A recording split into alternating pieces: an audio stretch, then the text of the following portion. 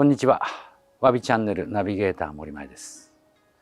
暑い日はまだ続いていますが、植物というのは正直なもので、カレンダー通りに少しずつその季節、自然に合わせた動き方をしています。夏も終わりに近づけば、徐々に木は充実した日々を迎えるのに力をつける必要があります。人間でいうと天高く馬こゆる秋ですね。ですから根の中のたくさん栄養を与えなければなりません。ここに載っているもの、なんだかお分かりでしょうか。肥料をあげるという作業があります。特にこの秋の始まりの肥料、とても大切です。今日は皆さんにこの秋の施肥、肥料のあげ方、これをお伝えしたいと思います。お楽しみください。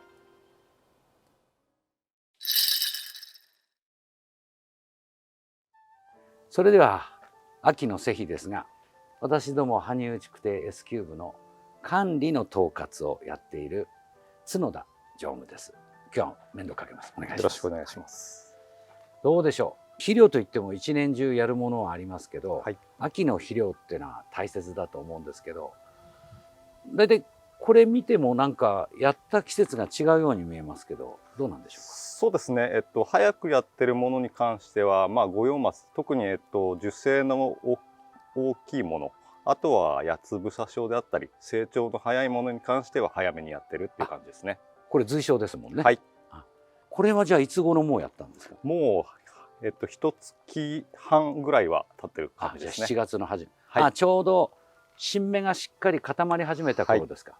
袴が落ち出して、その頃にはだいたい成長は止まるので、間延びせずにそのタイミングでやることによってしっかりと充実した葉っぱが茂ってくるっていう感じですね。なるほど。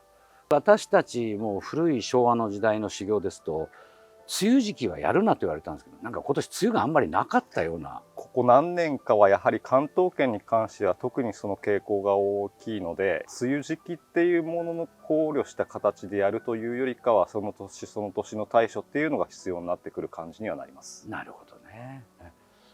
いろいろな肥料があると思うんですけど、何種類かを使い分けるんですか。そうですね。樹勢が強いもの、若いもの、あとは樹種によってもその成分というものを使い分けてる感じになります。なるほど。さまざまな種類が会社にありますので、またそれを今日別のところで説明できればと思います。わかりました。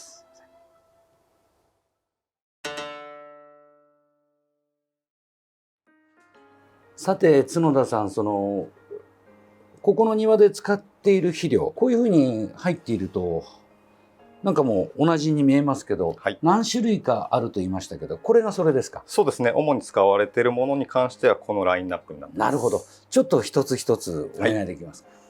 だいぶこれ細かいですけど。そうですね。流剤として通常の使用としては周りにこうパラパラと巻くタイプなので、それをこの袋に入れて今使用する。これは亡くなった有名な愛好家の小泉さんが開発したやつですね。そうです。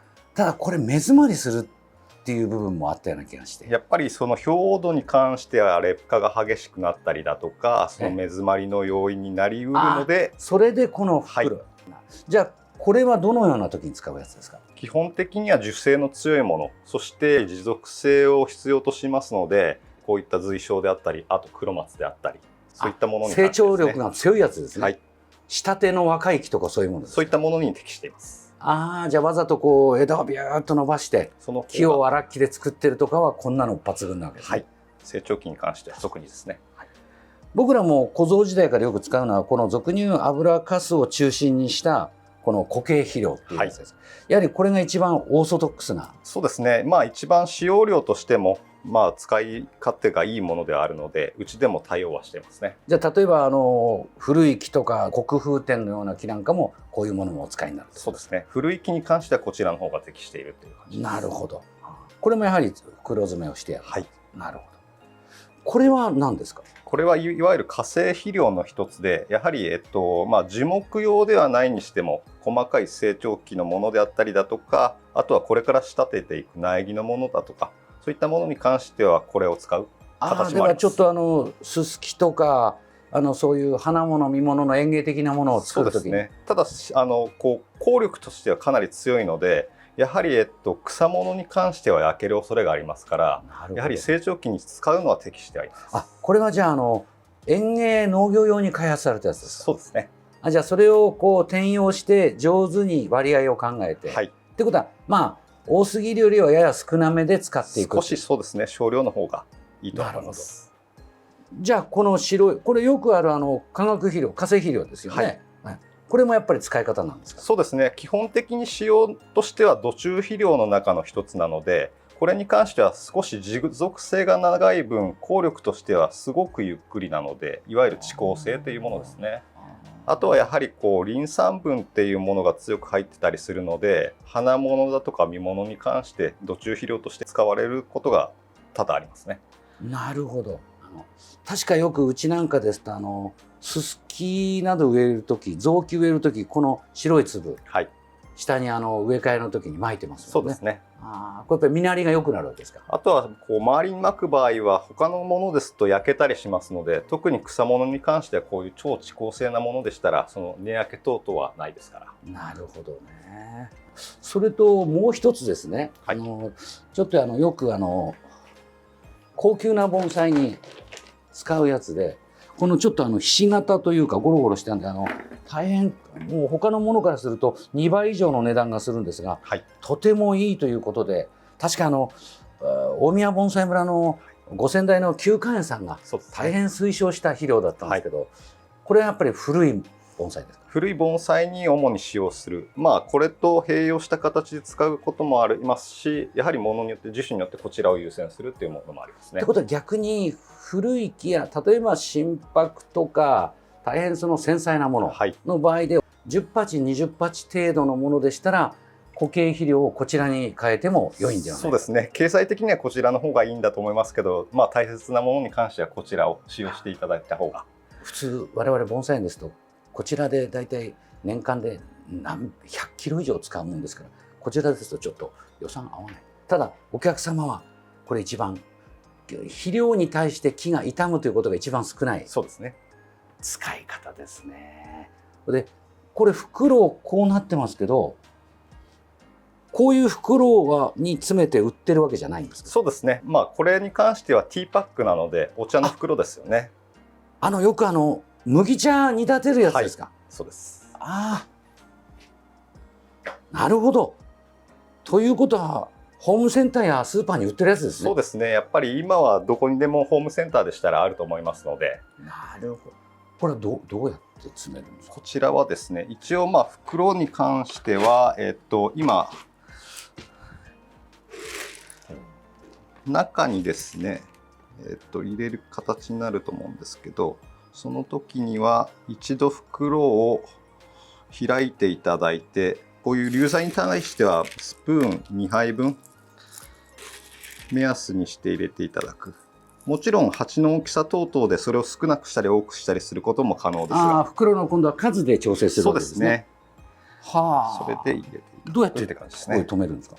これに関してはほぼほぼ僕らは経済的なところも理由がすごく大きいですけど、やはり楊枝で止めていただければ、水をかけたり何か風で落ちたりっていうことはないと思いますので。なるほど。とよく言いますけど、肥料を置くとそこのところがだいぶ焼けたり傷みますけど、これですと例えばこういうのでもポイッと。そうですね。簡単に取れるんですね。で広がって目詰まりの原因にもなりにくいっていうこともありますので。そうですね。肥料の養分を降りるけど、肥料の終わった後のくずが粉のようにこの中へ入らないということです。そうですね。入りにくいっていうことですね。手間かかりますけど、でもこれの方のがとてもいいかもしれませんね。なるほどね。これがだいたい先ほども言ったように1ヶ月半ぐらいで、だいたい7月の初めにやったやつっていうのはこのやっぱりお彼岸ぐらいでもう一回。そうですね。もう完全に入れ替える、総入れ替えみたいな形になると思います。なるほど。これはこれでまた何かに転用できるんですか？なかなかもう中の養分っていうものはほぼほぼ抜けている状態なので、そのまま破棄していただくっていうことがじゃあ逆に土花壇みたいなところで巻いて土に混ぜてしまうようなものがいいわけですね。なるほど。いろいろなものがあります。液体肥料的なものや俗に言う昔のこの油かすを作ってその上澄み液を薄めるとかいろんなやり方があって何がいいというのは一概に言えないんですけど、ご自身がいろんなことを挑戦するという中の一応この羽生打竹亭の使い方の参考になってくれればと思います。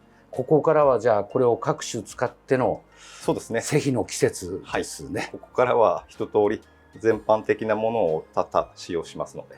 これよく肥料を乗せるって言いますけど、肥料を乗せるっていうのは乗せたからいいわけじゃなくて、やっぱりその水のそこの調整量みたいな。そうですね。やはり成長度合いによってやはり遅効性速効性というものがあって、樹脂によっては少しずつ加えていく。最初からドカッとやるものではなくて少しずつ足していくわけですね。ああ、なるほどね。やはり経験則がものを言う部分がありますが、肥料の参考となってくれればと思います。忙しいところありがとうございました。ありがとうございます。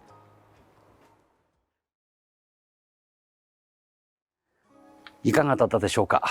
この充実の秋に向けての肥料、さまざまなものがあります。